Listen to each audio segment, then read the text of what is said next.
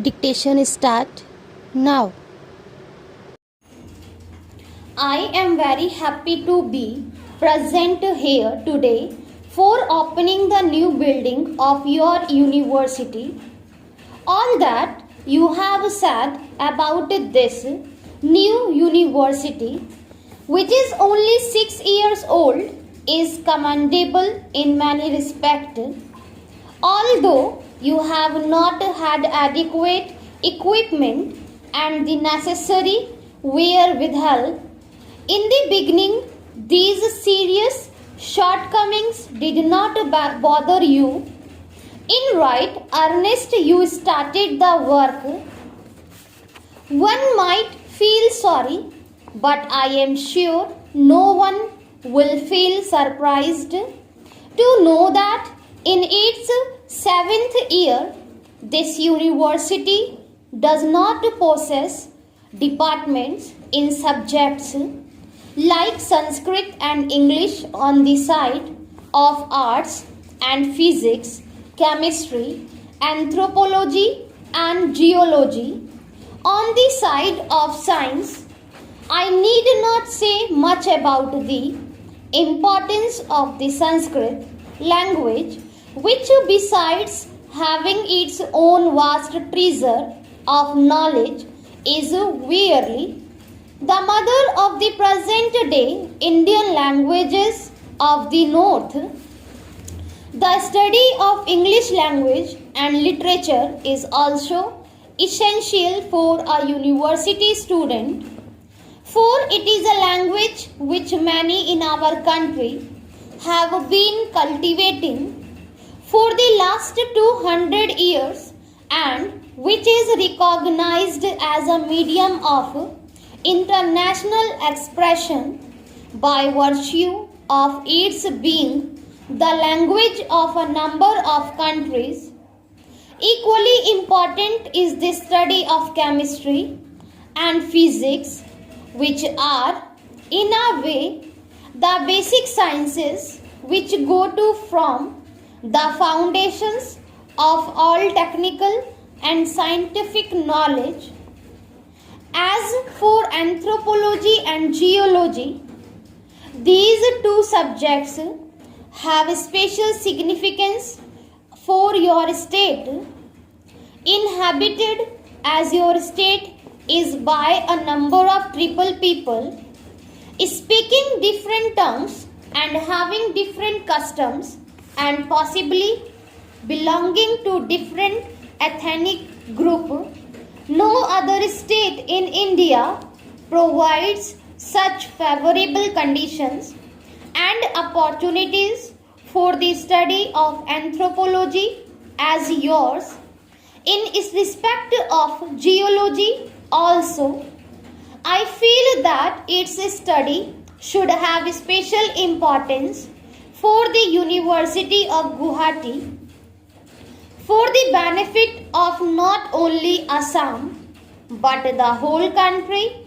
Assam is so rich and in mineral wealth which is yet to be tapped, and so far as the production of oil goes, your state has its virtual monopoly in India.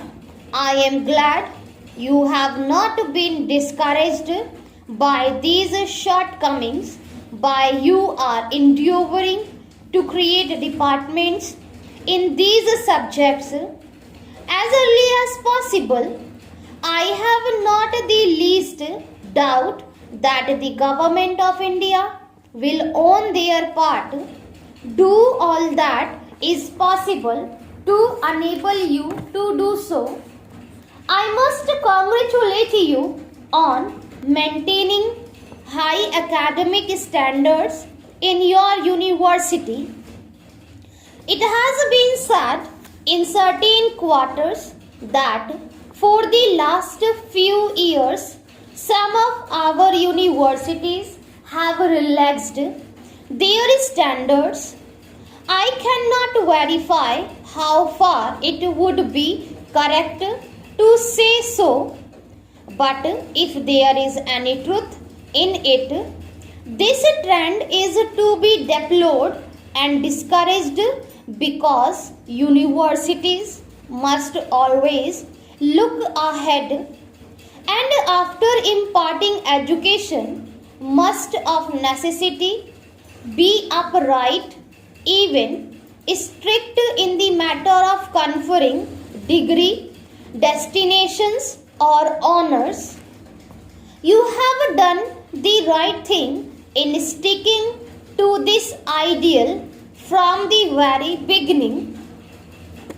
I am one with you that in order to be fully useful to the people for whom a university serves, it ought to be a teaching body. I am glad that in your planning you have kept this point in view.